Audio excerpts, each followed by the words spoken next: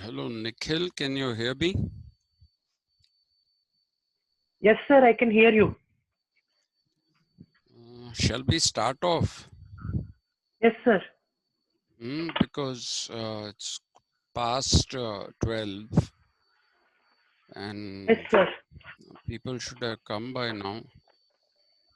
Okay, so we'll start. Yes, sir. Yeah, thanks. The other day I was talking to you about hermeneutics and Hermeneutics, hermeneutics, which I told you is a Greek word. It comes from the name of a messenger, a divine kind of a messenger, uh, whose name was Hermes, Hermes, and it's from his name that hermeneutics comes into being. And I told you that it means interpretation in English, but it was used mainly originally in the case of it was used in the case of the Bible, and I had discussed with you the idea that the whole concept of a university and the concept of what should we say, the concept of a seminar, which comes from a seminary, all these are things which are there in the Bible, are about the Bible, the correct interpretation of the Bible, because there were different interpretations and people were trying to get to the correct interpretations of the Bible. So what we do see is this attempt being made by the Christian thinkers and members of the church to have the most appropriate interpretation of the Bible. That's how the hermeneutics became biblical. In Greece, it was different. In the case of Christianity, it became the biblical hermeneutics. Later on, it went into, after the Renaissance and all that, it also went into understanding classical texts uh, from ancient Greece and also from ancient Roman Empire. So the Greek writers were mainly people like Sophocles, Sophocles, Sophocles, Homer, Homer. And then among the Roman writers, you had interpretations of the works of Juvenal, Juvenal, Juvenal, uh, Virgil, and even Cicero. So these were interpreted, and you will also see that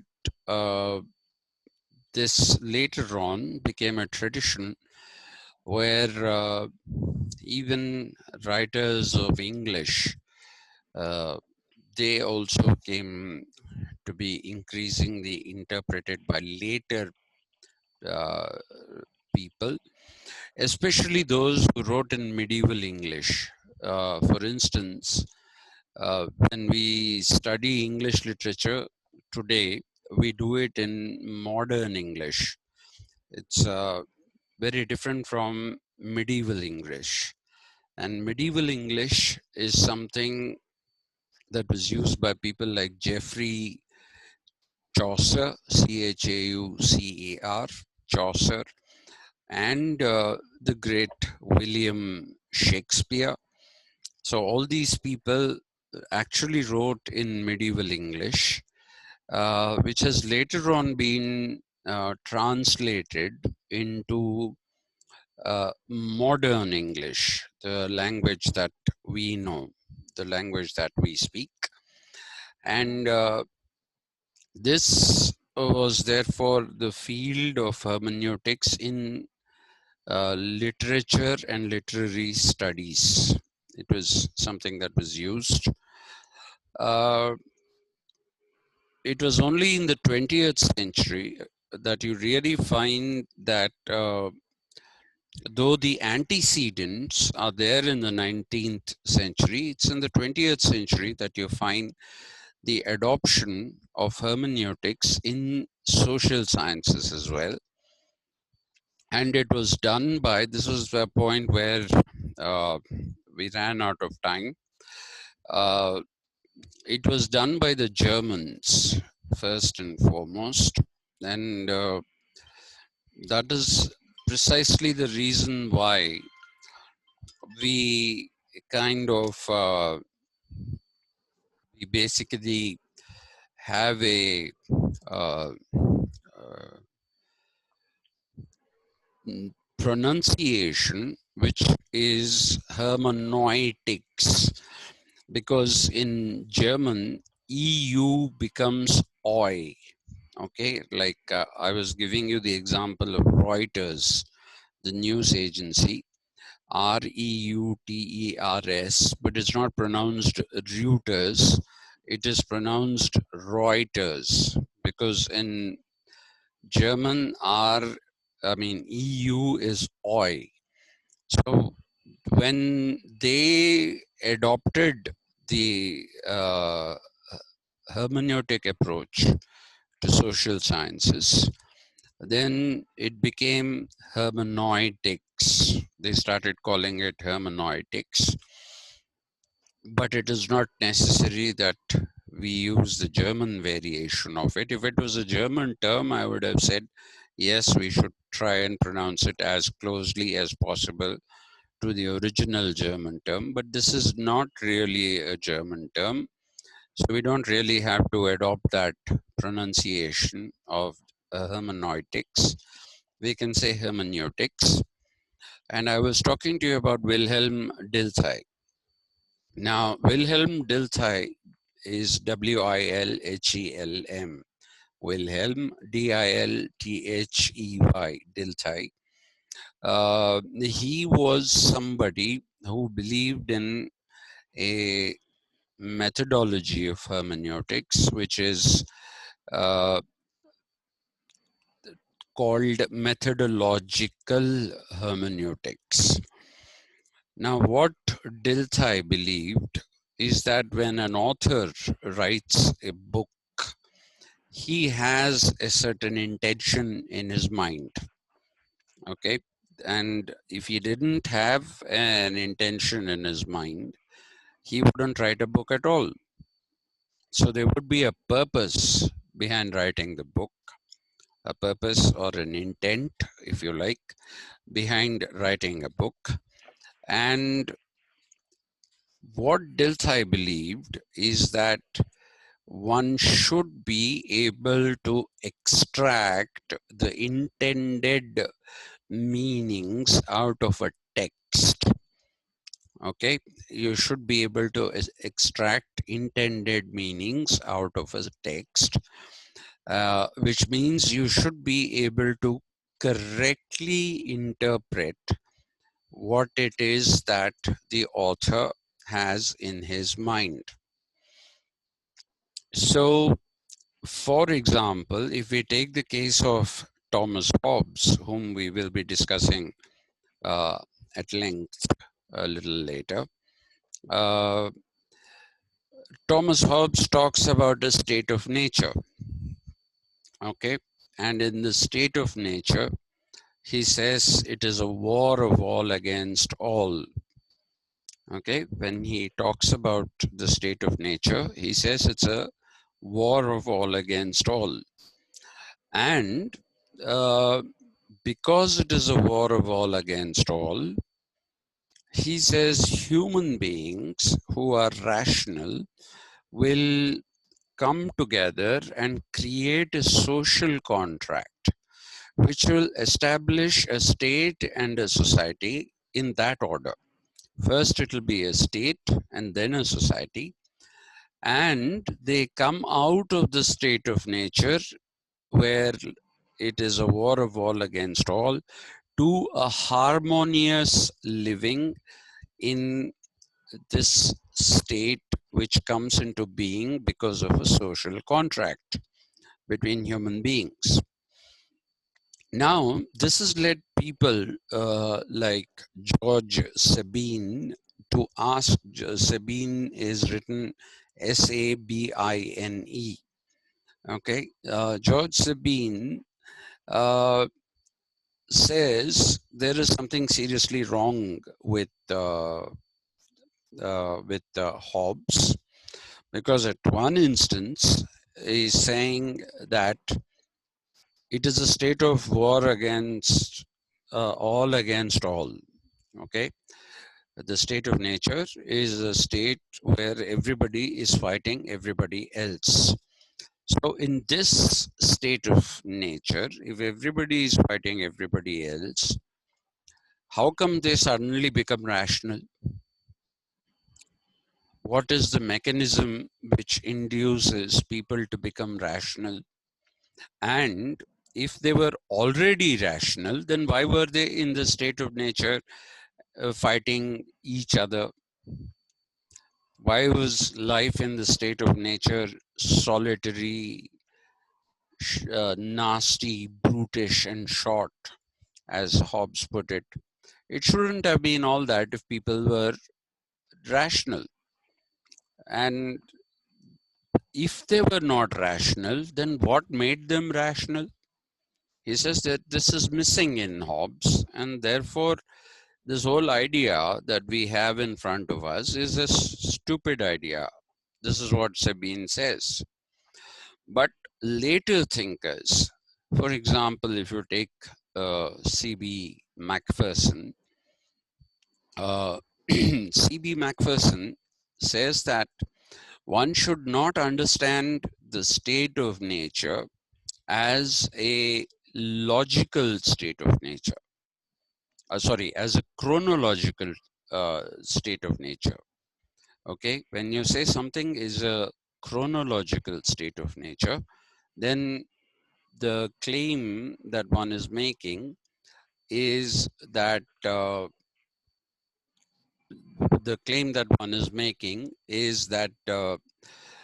you know, this existed sometime in the history of human beings, the state of nature. But Macpherson says this is not a state of the nature that existed at some point in human history. It is actually for him not a chronological. Chronos, Chronos, chronos is Greek for the time principle. Okay, the time principle is that which is called chronos, and when you say something is chronological, then you're saying that it follows the time principle. Okay, it is something like 18th century, 19th century, 20th century, 21st century. That is chronology.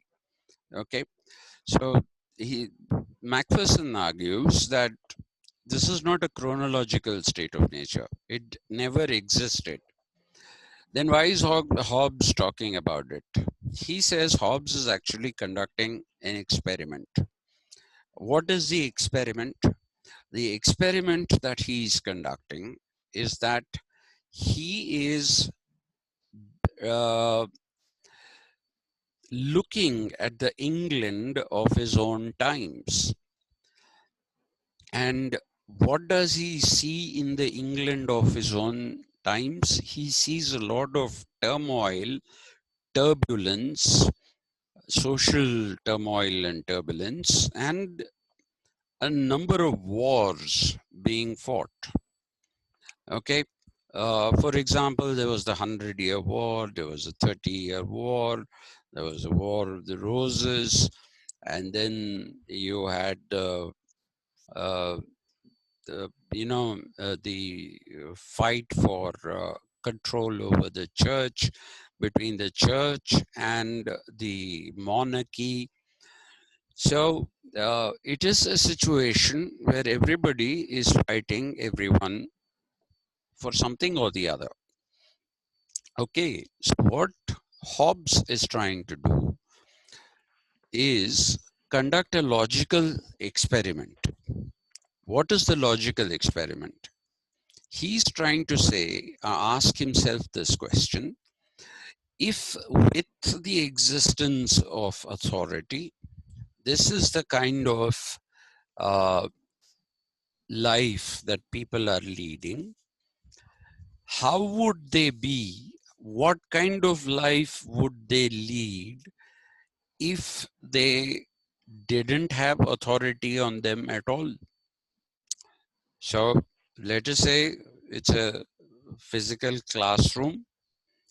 In a physical classroom, there are students and there's a teacher sitting in front and trying to teach.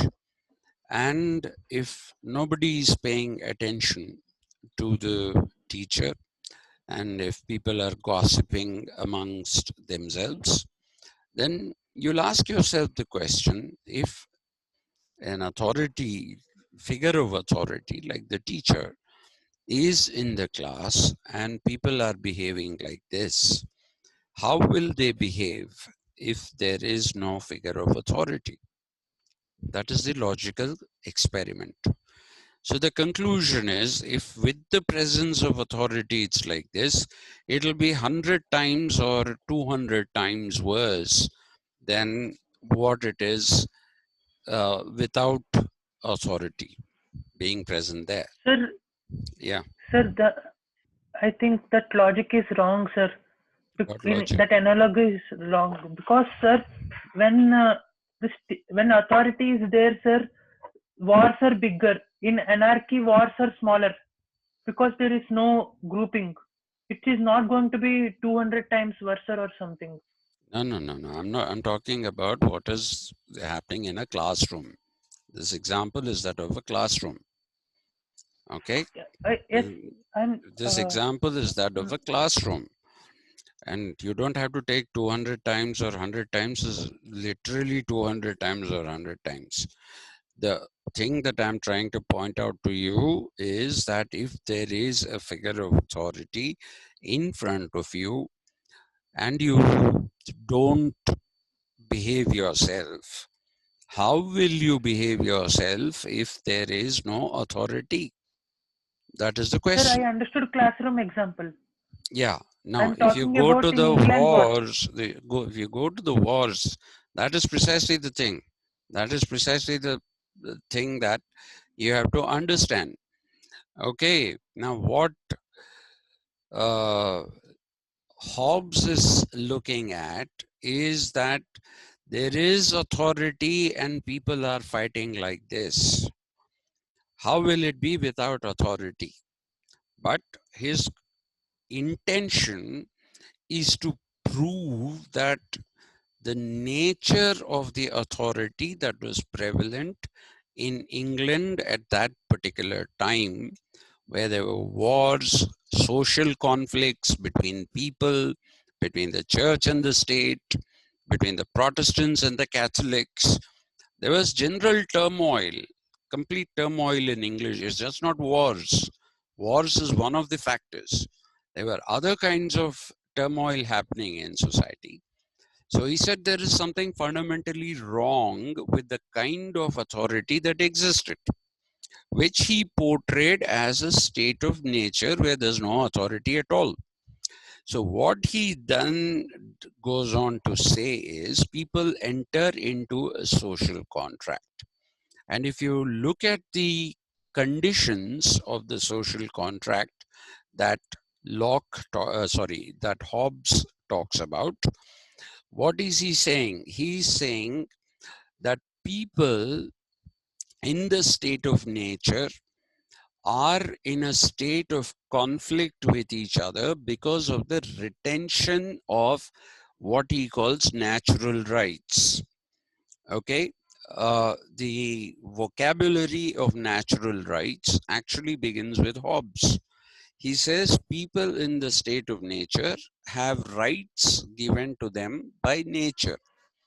And the retention of these natural rights is basically what makes people assert their rights. And in asserting their rights, they come into conflict with each other.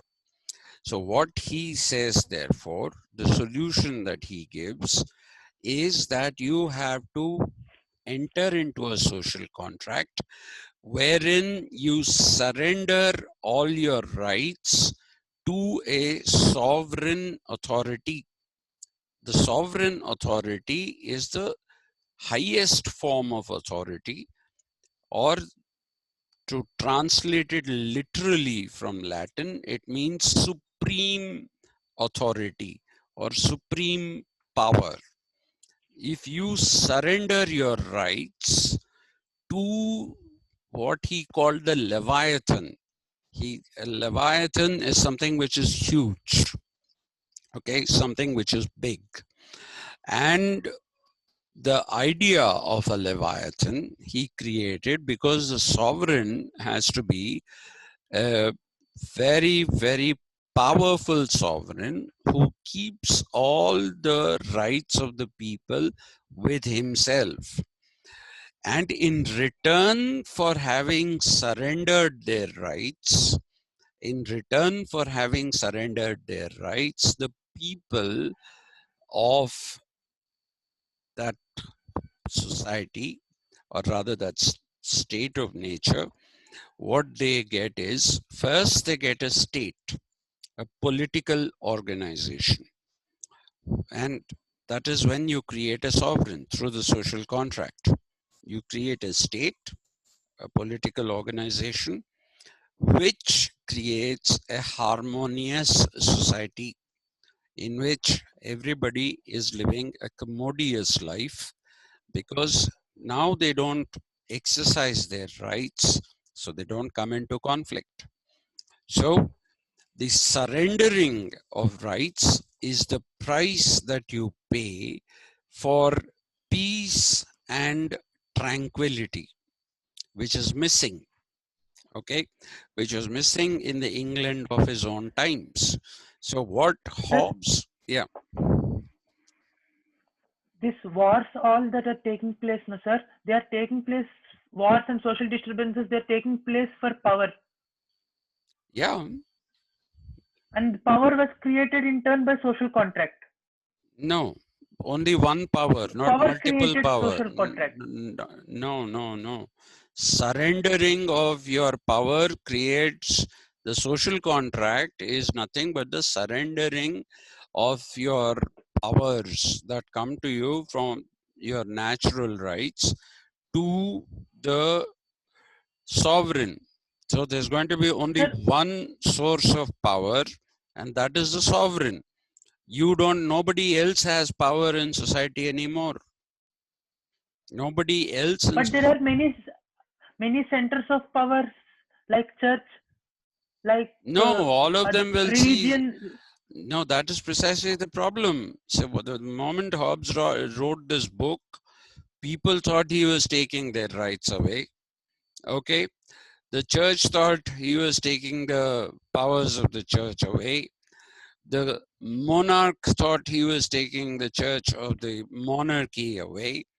And therefore, they burnt the book. They burnt copies of the Leviathan, and Hobbes had to leave England and travel with the Cavendish family in France. Okay, but his intention was, nobody understood the logical experiment. The logical experiment is, do not have so many power centers.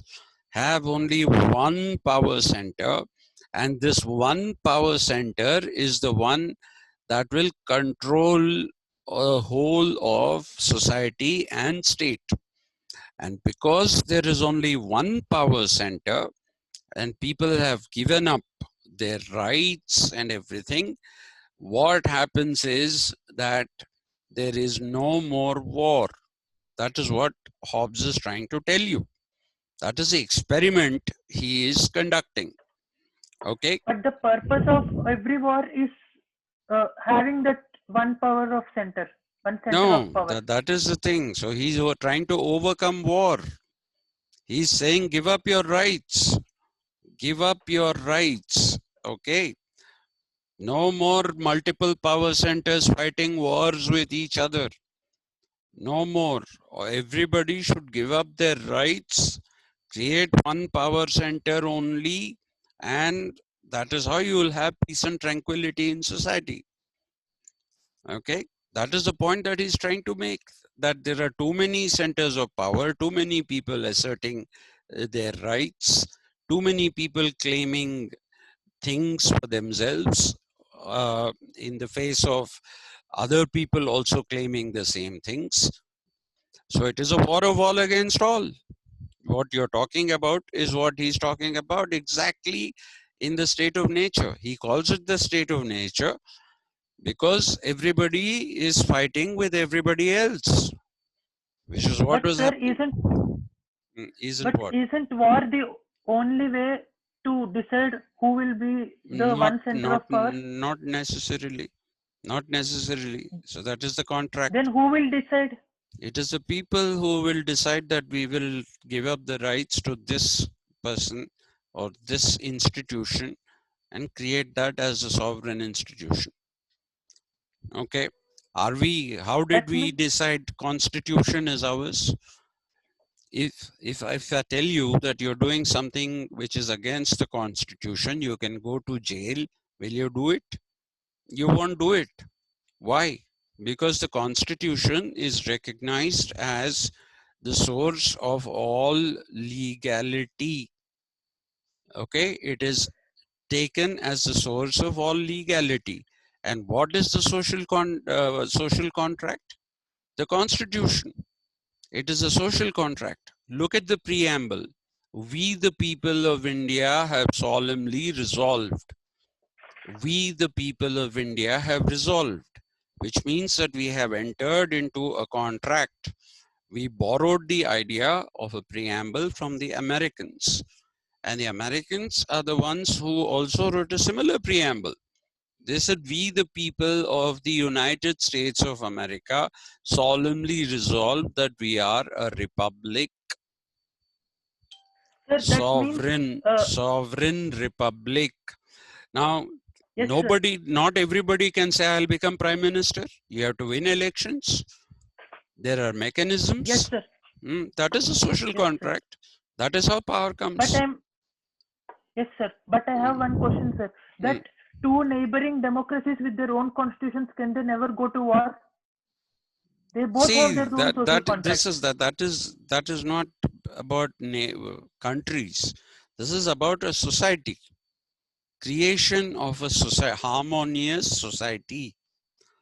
Okay, two countries going to war against each other is a different issue altogether.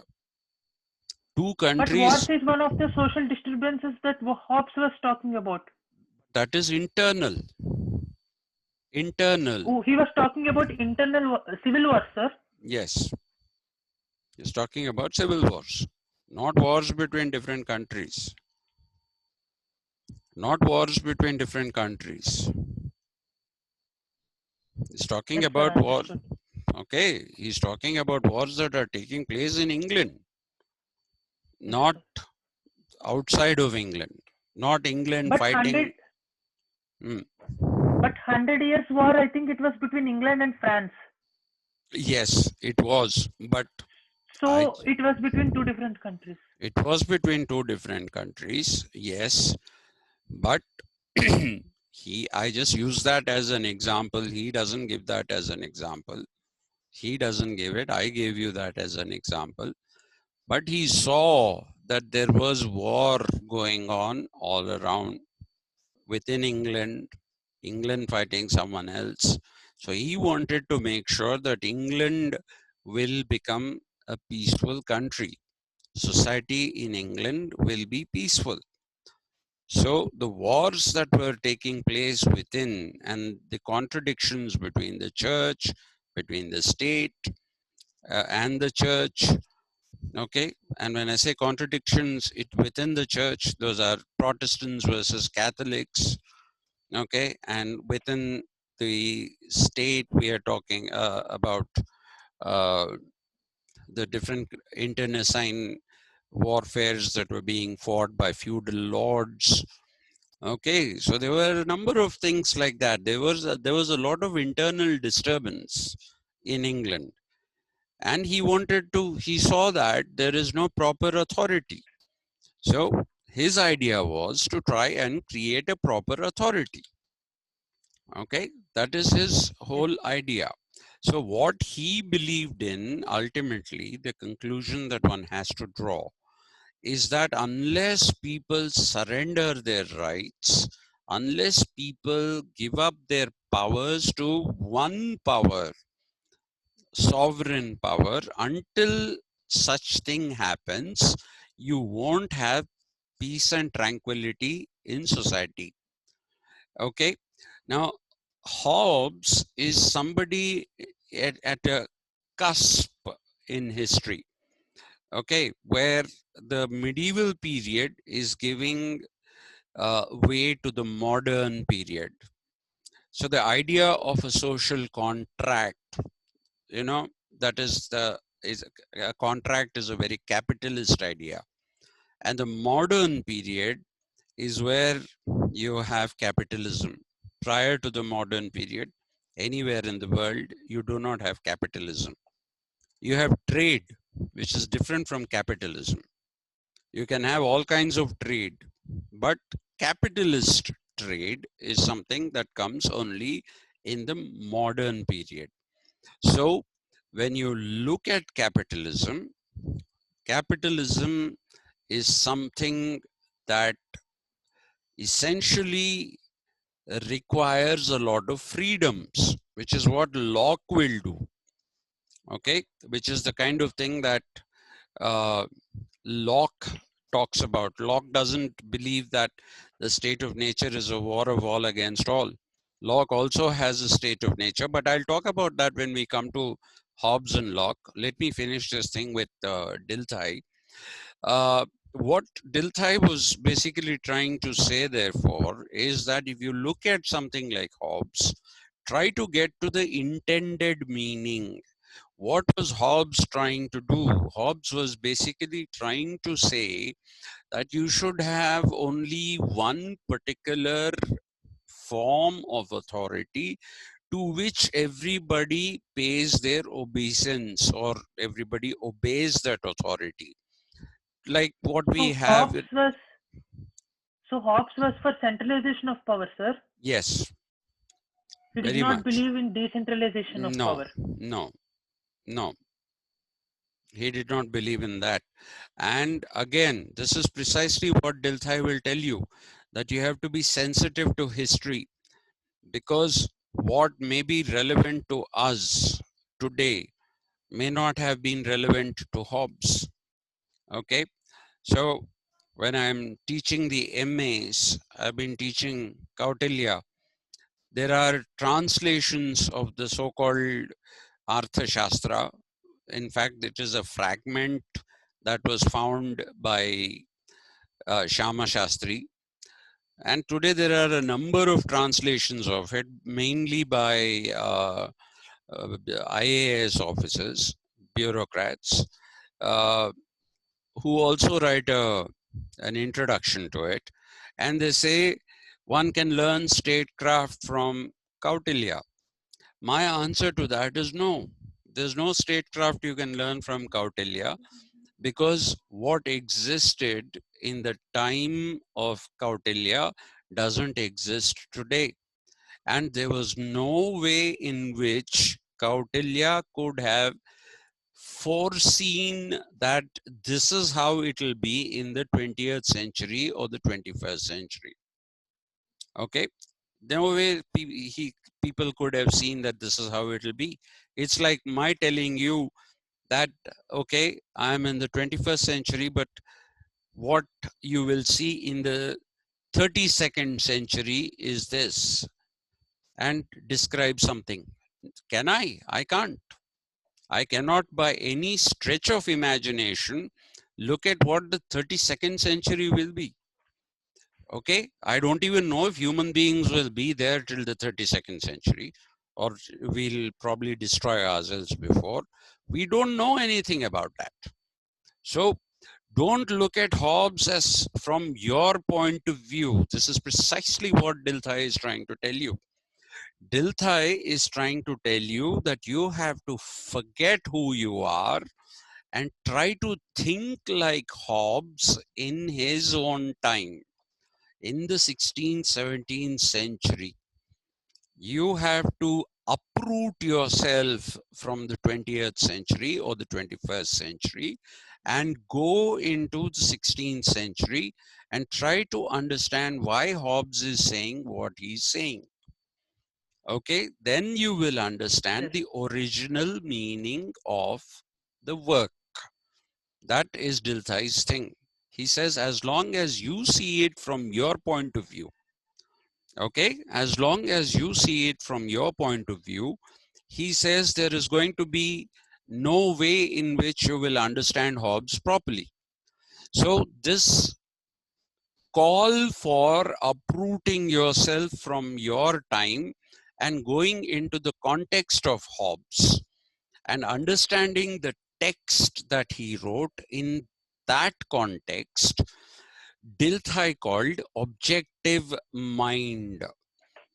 Objective mind basically means that you are able to actually empathize with Hobbes.